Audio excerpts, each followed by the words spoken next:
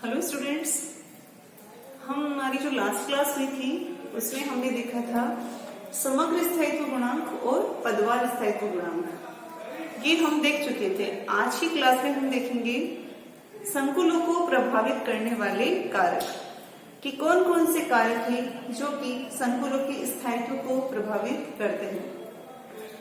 उसमें से जो हमारा पहला टॉपिक है वो है धातु संबंधी कारक, अर्थात मेटल से संबंधित वो फैक्टर्स जो कि कॉम्प्लेक्स स्टेबिलिटी को अफेक्ट करते हैं। तो देखिए कि मेटल कैसी होनी चाहिए और मेटल में कौन कौन से गुण होने चाहिए जिससे स्थायी संकुल का निर्माण होता है और अस्थायी संकुल का निर्माण होता है। तो आपने थर्ड ईयर की जो फर्स्ट यूनिट थी उसमें पियर्सन का सिद्धांत पढ़ा था। आपने हार्ड सॉफ्ट एसिड बेस सिद्धांत पढ़ा था। उस सिद्धांत में आपने पढ़ा था कि कुछ ऐसे गुण होते हैं मेटल में, उन गुणों के कारण वो मेटल कभी सॉफ्ट की तरह व्यवहार करती है, कभी हार्ड की तरह व्यवहार करती है। ठीक है, वो कौन से गुण है, क्या है। और इसी में आपने पढ़ा था कि सॉफ्ट और हार्ड के मध्य जो इंटरेक्शन होता है वो प्रबल इंटरेक्शन होता है, स्ट्रॉन्ग इंटरेक्शन होता है। किसको तुलना में, अगर सॉफ्ट और हार्ड के बीच में इंटरेक्शन होगा तो वो वीक इंटरेक्शन होता है। ये हमने उसमें देखा था। ठीक है, तो ये तो पता चला हमें कि स्थायी कॉम्प्लेक्स का निर्माण कब होगा, जब या तो हार्ड एसिड हो और हार्ड लिगेंड हो, और या फिर सॉफ्ट मेटल हो और सॉफ्ट लिगेंड हो। अगर इस तरह का इंटरेक्शन होगा तब जाके क्या मिलेगा, हमें स्थायी संकुल मिलेगी, स्थायी कॉम्प्लेक्स मिलेगी।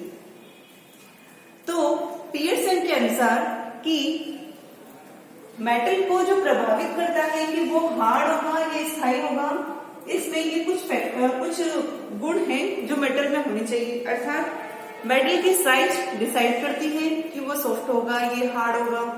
उसकी इलेक्ट्रोनेगेटिविटी, ठीक है, मेटल की साइज, उसका आवेश घनत्व, उसकी विद्युत ऋणता और उसकी ध्रुवणता, ये चार ऐसे गुण हैं जिससे मेटल हार्ड है या सॉफ्ट है ये निर्धारित होता है।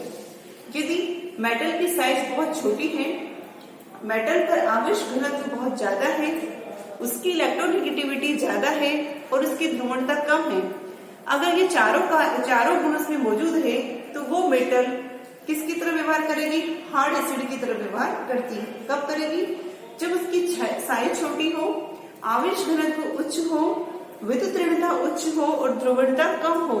तो ऐसी कंडीशन में जो धातु है वो हार्ड एसिड की तरह व्यवहार करती है, और जो हार्ड एसिड की तरह व्यवहार करती है वो ऐसे लिगेंड से क्रिया करके स्थायी संकुल का निर्माण करती है जिसमें दाता परमाणु उच्च विद्युत ऋणी परमाणु होता है। तो उच्च विद्युत ऋणी परमाणु, छोटी साइज वाला परमाणु अगर लिगेंड में मौजूद है तो इस तरह के लिगेंड से जो हार्ड एसिड की तरह कार्य करने वाली मेटल है वो आपस में रिएक्शन करके स्थायी संकुल का निर्माण करते हैं। और इस तरह की कौन सी धातुएं हैं जो कि उच्च विद्युत ऋणी युक्त दाता परमाणु से रिएक्शन करती है, तो क्षार धातु, क्षारीय मृदा धातु और कुछ संक्रमण तत्व, ये सब के सब कैसे व्यवहार करते हैं, हार्ड मेटल की तरह व्यवहार करते हैं। और ये जो हार्ड मेटल की तरह व्यवहार करते हैं, इनका जो दाता परमाणु है, मतलब लिगेंड की जो दाता परमाणु है उसकी रिएक्टिविटी ऑर्डर क्या होगा वो हम देखते हैं। जैसे अगर हम हेलोजन फैमिली की बात करें तो जो हार्ड मेटल है उनकी रिएक्टिविटी टुवार्ड्स द लिगेंड इस तरह होगी कि वो फ्लोरीन से ज्यादा इजीली रिएक्शन करेगा और स्थायी संकुल का निर्माण करेगा, फिर क्लोरीन से करेगा, फिर ब्रोमीन से करेगा, फिर आयोडीन से करेगा। क्यों, हमें पता है कि फ्लोरीन की विद्युत ऋणता इन सब में से क्या है, सबसे ज्यादा है।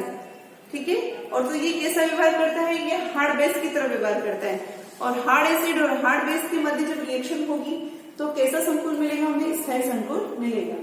इसी तरह अगर ऑक्सीजन फैमिली की बात करें तो उसका हार्ड एसिड वाली धातु है उससे रिएक्शन का ऑर्डर इस तरह होगा। इसी तरह अगर नाइट्रोजन फैमिली की बात करें तो उसका जो ऑर्डर आएगा वो ऐसा होगा। ठीक है, तो ये हार्ड एसिड से लिगेंड का रिएक्टिविटी ऑर्डर। अब इसके विपरीत यदि धातु की साइज बड़ी हो, धातु का आवेश घनत्व कम हो, धातु की विद्युत ऋणता कम हो और धातु की ध्रुवणता ज्यादा हो। ये सब गुण अगर धातु में प्रेजेंट है तो वो मेटल कैसा व्यवहार करती है, सॉफ्ट एसिड की तरह वो व्यवहार करती है। और सॉफ्ट एसिड की तरह व्यवहार करती है तो वो कैसे रिएक्शन करेगी, सॉफ्ट बेस से। तो इस तरह के गुण वाली जो धातु होती है वो ऐसे लिगेंड से रिएक्शन करती है जिसमें जो दाता परमाणु होता है वो कैसा होता है, अपेक्षाकृत कम विद्युत ऋणात्मक होता है। ठीक है, तो अगर इन्हीं की जो लिगेंड की हम अभी बात करें, दाता परमाणु की जो बात करें, उनसे अगर सॉफ्ट एसिड की रिएक्टिविटी की बात करेंगे तो वो क्रम क्या हो जाएगा, इसका जस्ट उल्टा हो जाएगा। ये ऑर्डर फिर हमारे सामने मिलेगा।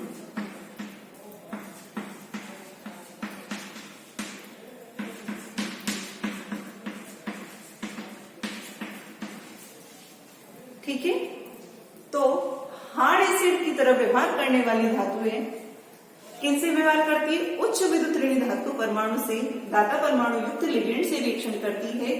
और जो सॉफ्ट एसिड की तरह व्यवहार करती है वो उनका रिएक्टिविटी ऑर्डर इस तरह होता है। तो ये तो हुआ धातु संबंधी कारक जो कि कॉम्प्लेक्स की स्टेबिलिटी को प्रभावित करते हैं। अब हम देखेंगे कि लिगेंड से संबंधित कौन कौन से कारक हैं जो कि कॉम्प्लेक्स की स्टेबिलिटी को प्रभावित करते हैं। तो आप 11th-12th में भी आप देख चुके हैं किलेटीकरण पढ़ा होगा आपने।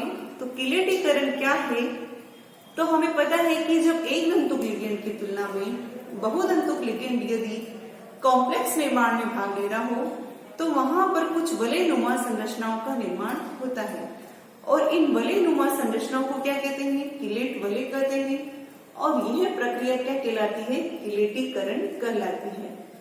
इस किलेटीकरण की प्रक्रिया में कुछ ऊष्मा का उत्सर्जन होता है, इसलिए कॉम्प्लेक्स की जो स्टेबिलिटी है वो क्या हो जाती है, बढ़ जाती है। इसी के साथ में जब ये इस तरह के संकुल जब बनते हैं किलेट वलय वाले, तो उस दौरान एंट्रोपी में क्या होती है, वृद्धि होती है। और एंट्रोपी में वृद्धि होना कॉम्प्लेक्स के स्थायित्व को दर्शाता है। वो कैसे होता है हम देखते हैं। तो देखो हम देखते हैं पहले तो कि किलेट वलय क्या है। तो देखिए यदि हम कॉपर की रिएक्शन, ये है हमारे पास में कॉपर +2 धातु और हमारे इससे रिएक्शन कर रहे हैं इथाइलिन डाइएमीन, ये क्या है, द्विदंतुक लिगेंड।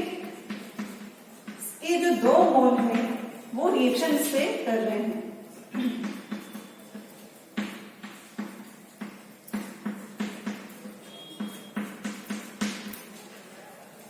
ठीक है, जब इस तरह रिएक्शन होगी तो हमें पता है कि इथाइलिन डाइएमीन का शॉर्ट में किससे दर्शाते हैं, EN से।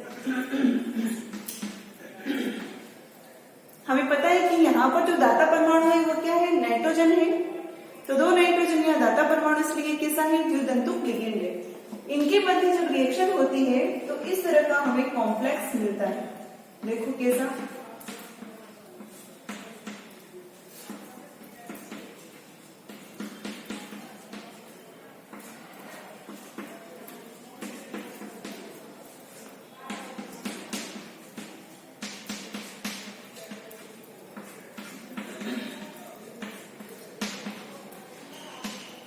तो देखो यहाँ हमें 2 वलयनुमा संरचना मिलती है, एक वलय ये है और एक वलय ये है।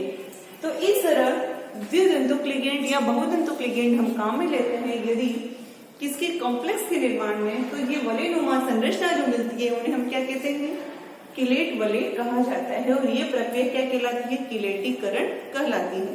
तो ये तो देखा हमने किस तरह से किलेट वलय का निर्माण होता है। अब हमने जो दूसरा पॉइंट बोला था उसमें बोला था कि इसमें एंट्रोपी में वृद्धि होती है, उसको हम देखते हैं कि किस तरह एंट्रोपी में वृद्धि होती है। तो माना हमारे पास में ये कॉम्प्लेक्स था FeS2 का होल 6+3, इसकी हमने 6 मोल NH3 लिगेंड से रिएक्शन करवाई, तो हमारे पास में मिलेगा FeNH3 का होल 6+3 और 6H2O बाहर आ जाए। देखो यहाँ H2O भी क्या है, मोनोडेंटेड है, NH3 भी क्या है, मोनोडेंटेड है। तो यहाँ पर देखो कितने कण हैं, 1 ये और 6 ये, कितने कण हैं, 7। इसी तरह यहाँ देखो 1 और 6 टोटल कितने हो गए 7। तो अगर मोनोडेंड्राइट एक दंतुक लिगेंड अगर हम काम में लेते हैं तो क्या कोई कणों की संख्या में परिवर्तन आ रहा है? यहाँ नहीं आ रहा है, अर्थात यहाँ एंट्रोपी में कोई परिवर्तन नहीं आ रहा है। लेकिन अब हम देखेंगे किस तरह से कि द्विदंतुक लिगेंड लेने पर ये प्रभावित होता है। तो देखो इसी तरह अगर हमने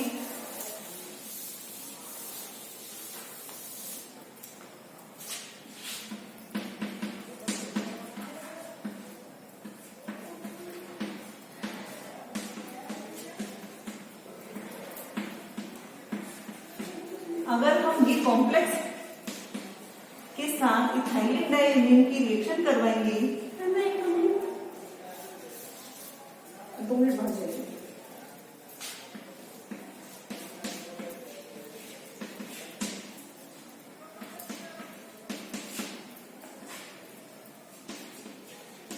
तो ये कॉम्प्लेक्स हमें मिलेगा।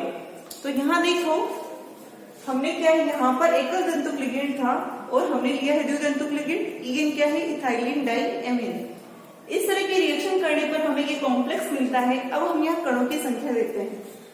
यहाँ 1 और 3 टोटल कितने हैं? 4, जबकि यहाँ कितने हैं? 7। तो क्या हो रहा है? एंट्रोपी में वृद्धि हो रही है। बिल्कुल एंट्रोपी में वृद्धि हो रही है, कणों की संख्या में वृद्धि हो रही है, इसलिए स्थायित्व भी बढ़ रहा है। अगर हम द्विदंतुक लिगेंड की जगह षटदंतुक लिगेंड इथाइलिन डाइमीन टेट्राएसीटेट लेते हैं तब देखो क्या होता है।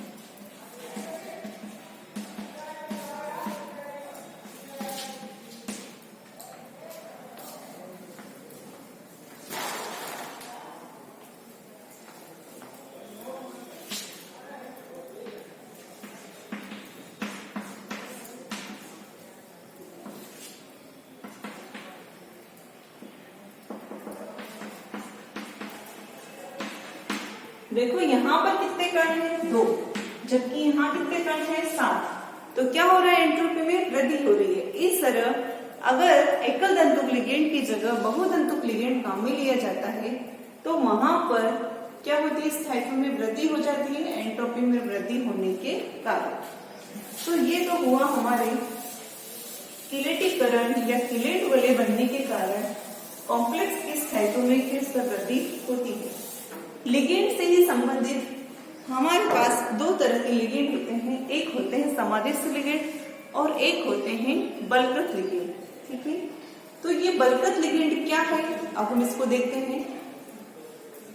तो जैसे थैलोसाइनिन है, पोरफायरिन है, ये इस तरह के लिगेंड होते हैं जिनकी तो बिग स्ट्रक्चर होती है और इनमें कहीं एरोमेटिक वलय संघनित अवस्था में उपस्थित होती है। और ये एरोमेटिक वलय कैसी होंगी? समतलीय होंगी।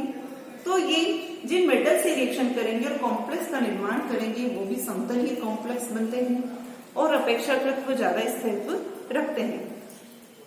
किस तरह से इनका निर्माण होता है ये हम देखते हैं। जैसे कॉपर और +2 और थैलोसाइनिन के मध्य यदि रिएक्शन होती है तो देखो किस तरह का कॉम्प्लेक्स बनता है। ये है हमारे पास में कॉपर +2। अब हम बनाएंगे थैलोसाइनिन।